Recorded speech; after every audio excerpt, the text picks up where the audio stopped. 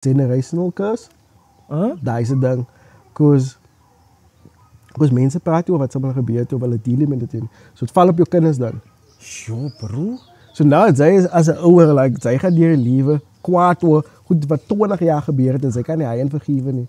Nou, your light obviously experience, hij raakt in een huis groot waar die ma is kwaad. Die ma is iemand wat kwaad is. Hij lijkt die gaan uit. Hij ziek. Love of attention buiten in die straten. Ja? Bij die gangster gewoon was like, je maakt je nummer voor. Ja. En als hij terugkomt, krijg hij instant gratification. Yes. Like, nah, ik kwaai me bro.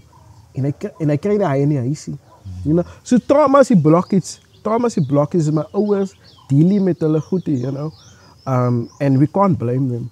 Because this information that we had today isn't stuff that they had back then. But then also, as mensen nog altijd ignorant om niet te deal met het